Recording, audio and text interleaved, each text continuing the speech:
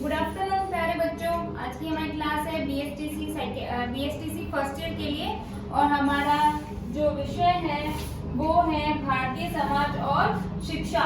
भारतीय समाज और शिक्षा के अंतर्गत हमने जब पिछली कक्षा मैंने आपकी ली थी गूगल मीट पर, उसमें हमने पढ़ा था अपवंचित बालकों की अवधारणा। अपवंचित बालकों की अवधारणा हमने पढ़ लिया था और अपवंचित बालकों के अंतर्गत हमने जो टॉपिक पढ़ लिया था वो था प्रथम पीढ़ी में सीखने वाले बालक। अपवंचित बालक कौन कौन से होते हैं, ठीक है, और उनको कौन कौन से अवसर मिलते हैं लेकिन वो उनके हाथ से निकल जाते हैं, ये हमने देख लिया था। और इसमें हमने जो पहला पॉइंट था वो देख लिया था कि प्रथम पीढ़ी में पढ़ने वाले बालक, यानी कि प्रथम पीढ़ी ऐसे बच्चे जिनके खानदान में या जिनकी पीढ़ियों में या जिनके परिवार में आज तक किसी ने भी पढ़ाई नहीं की और वो ही बच्चे पहली बार विद्यालय जाते हैं, तो इसलिए उनको पहली पीढ़ी या प्रथम पीढ़ी कहा गया है। तो उनके सामने कौन कौन सी समस्या आती है जब वो विद्यालय जाते हैं, जब वो शिक्षा ग्रहण करना आरंभ करते हैं, ये हमने देख लिया था। और जो आज का हमारा जो टॉपिक है, दूसरा जो हमारा पॉइंट है वो है अनुसूचित जाति, अनुसूचित जनजाति, पिछड़ी जाति तथा अल्पसंख्यक वर्ग।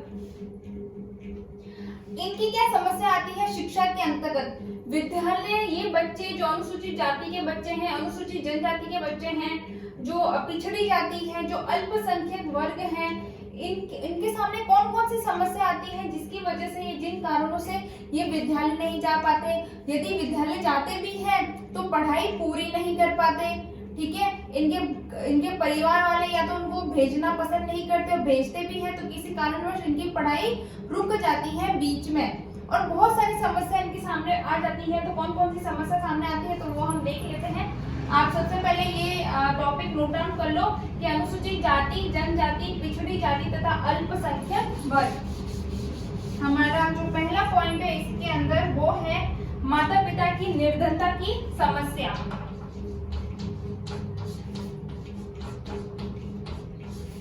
माता पिता की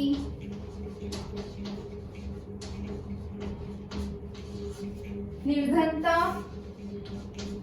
की समस्या। पहला पॉइंट है हमारा माता पिता की निर्धनता की समस्या। माता पिता गरीब होते हैं क्योंकि अनुसूचित जो जाति, जनजाति या पिछड़ी जाति या अल्पसंख्यक वर्ग होते हैं, इनके जो बच्चों की जो माता पिता है वो बहुत अधिक गरीब होते हैं। ये लोग ऐसे दुर्लभ स्थानों में रहते हैं जहाँ पर शिक्षा का प्रचार प्रसार करना बहुत कठिन हो जाता है और जहाँ पर रोजगार भी मिलना बहुत अधिक कठिन हो जाता है। ये लोग अधिकतर ऊंचे ऊंचे पहाड़ों पर या फिर जंगलों में रहना पसंद करते हैं और ये लोग एक्चुअली वहीं रहते हैं ज्यादातर। और वहाँ पर क्या होता है कि वहाँ पर आवागमन की सुविधाएं नहीं होती। आवागमन की सुविधाएं नहीं होती तो ऐसे जगह पर विद्यालय बनाना थोड़ा सा मुश्किल हो जाता है। जब विद्यालय बनना मुश्किल हो जाता है तो दूसरी चीजों की तो हम कल्पना भी नहीं कर सकते।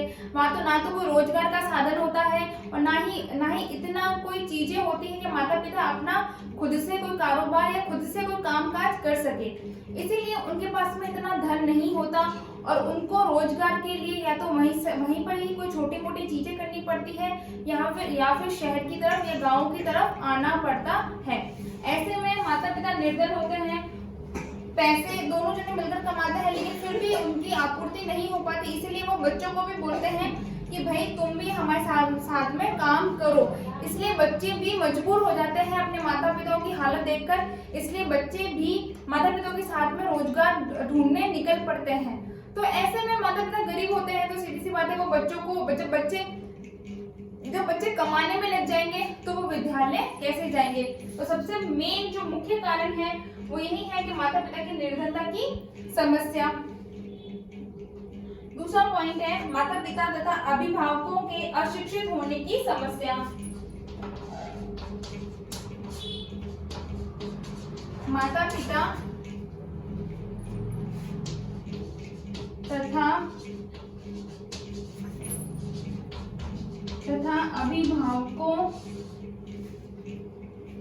अभिभावकों के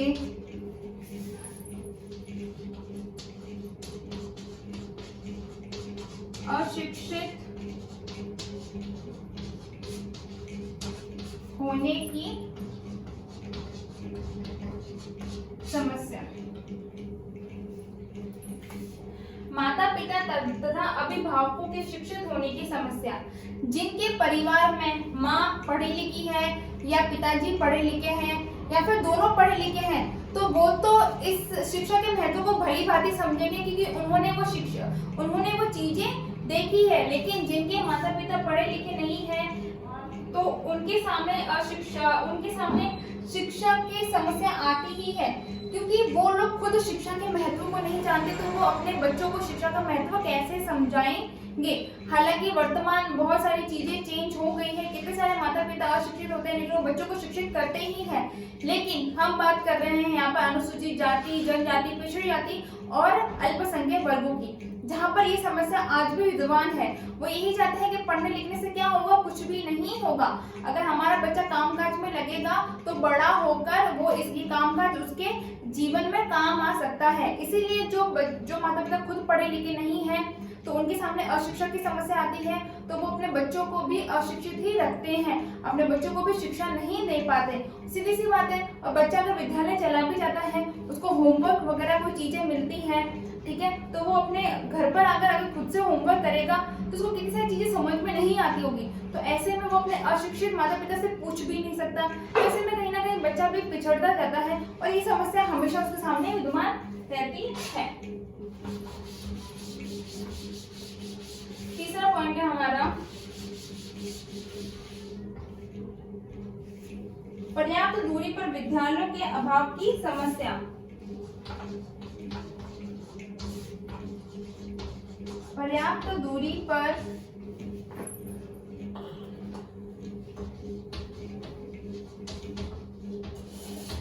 विद्यालयों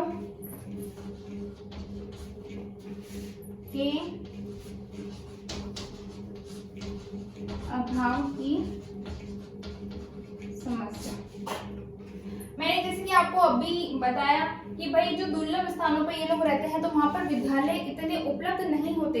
फिर भी यदि प्राथमिक स्तर तक विद्यालय तो आपको मिल ही जाएंगे, लेकिन उच्च शिक्षा प्राप्त करने के लिए या फिर माध्यमिक शिक्षा प्राप्त करने के लिए उनको अपने गांव, अपने कस्बे, अपने उस दुर्लभ स्थान को छोड़ना ही पड़ता है। ऐसी स्थिति में क्या हो जाता है कि भाई विद्यालय जो है वो बहुत दूर दूर हो जाते हैं, और माता पिताओं को डर रहता है कि भाई हमारे बच्चे इतना दूर कैसे जा पाएंगे और हमारे बच्चे इतना दूर जाकर वापस कैसे आ पाएंगे।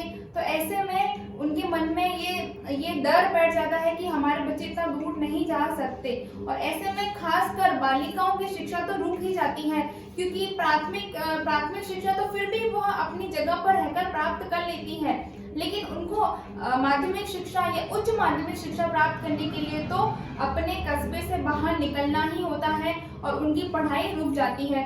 क्योंकि ये लोग जो अनुसूचित जाति जनजाति जो लोग हैं वो दुर्लभ स्थानों पर रहते हैं, ठीक है, जंगलों में, पहाड़ों पर। तो पहली बात तो वहाँ पर प्राथमिक विद्यालय मिलता है, ये बहुत बड़ी बात हो जाती है। लेकिन जो उच्च शिक्षा के लिए इनको बाहर जाना ही पड़ता है और वो बहुत ही ज्यादा दूर होते हैं उनके स्थानों से। तो ऐसे में माता पिता अपने बच्चों को विद्यालय नहीं भेजते। चौथा पॉइंट है हमारा जीवन यापन में स्थिरता की समस्या।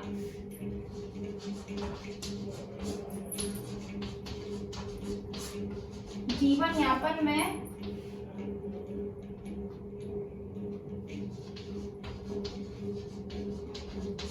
अस्थिरता की समस्या। जीवन यापन में अस्थिरता की समस्या से क्या मतलब है कि अनुसूचित जनजाति में से अधिकांश लोग छोटे छोटे समूह में रहकर घूमने फिरने वाला जीवन व्यतीत करते हैं। ये लोग एक जगह पर स्थायी रूप से नहीं रह पाते, इसीलिए यह शिक्षा ग्रहण नहीं कर पाते। अनुसूचित जाति जनजाति में लोग हम क्या करते हैं, आज यहाँ पर है, कल वहां पर, परसों और किसी जगह पर, फिर वो और किसी स्थानों पर चले जाएंगे, जहाँ पर उनको बेहतर रोजगार मिलेगा, जहाँ पर उनका कार्य काम चलेगा, वहां पर ये लोग पहुंच जाते हैं। उनका जीवन स्थायी नहीं रहता, वो घूमते ही रहते हैं। तो ऐसे में और बच्चों को शिक्षा ग्रहण कराने के लिए तो एक जगह पर रहना जरूरी है। बच्चा एक जगह रहेगा तभी तो एक विद्यालय में जा पाएगा। तो ऐसे में उनका जीवन घूमने फिरने वाला होता है, इसलिए वो अपने बच्चों को शिक्षा नहीं दे पाते और बच्चे भी शिक्षा ग्रहण नहीं कर पाते। फिर है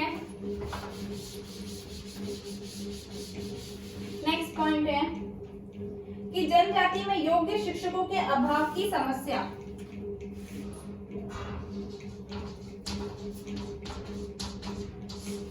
जनजाति में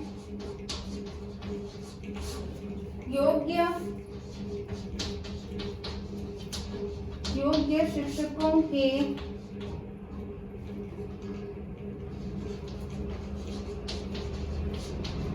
अभाव की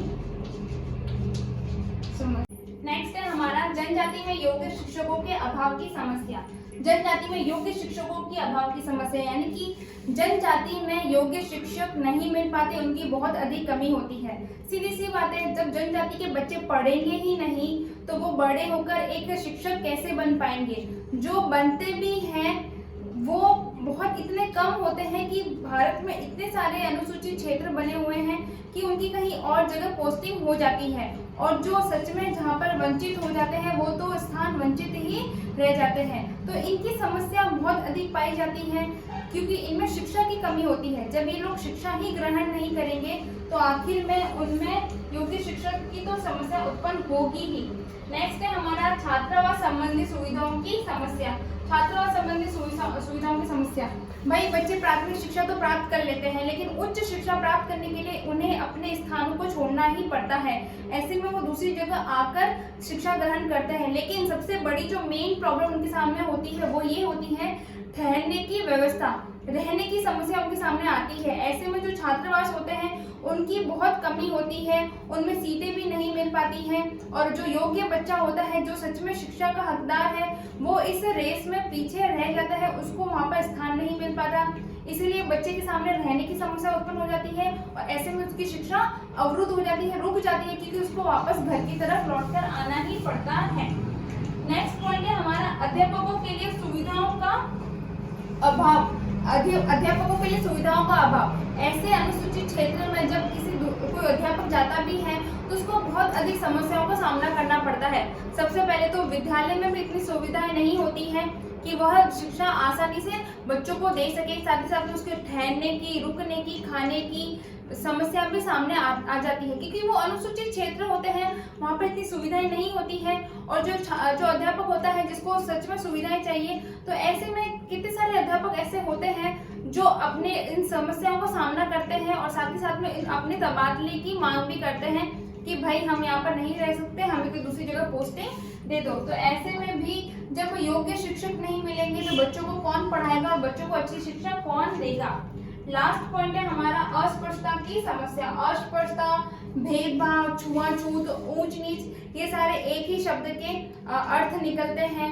ठीक है, बच्चे जो है वो दूसरे वर्गों के साथ में, दूसरी जातियों के साथ में बच्चे पढ़ते हैं तो उनके साथ में ऊंच नीच किया जाता है। ठीक है, शिक्षा में भी ऊंच नीच किया जाता है, बच्चे जो पढ़ते हैं उनके साथ में भी उनके साथ में ऊंच नीच किया जाता है। तो ऐसे में जो बच्चे हैं वो हीन भावना से ग्रसित हो जाते हैं और वो दोबारा विद्यालय जाने के बारे में सोचते भी नहीं है। सीधी सी बात है, जब बच्चे विद्यालय नहीं जाएंगे तो उनकी शिक्षा बीच में ही अवरुद्ध हो जाएगी और उनको शिक्षित वो हो ही नहीं पाएंगे।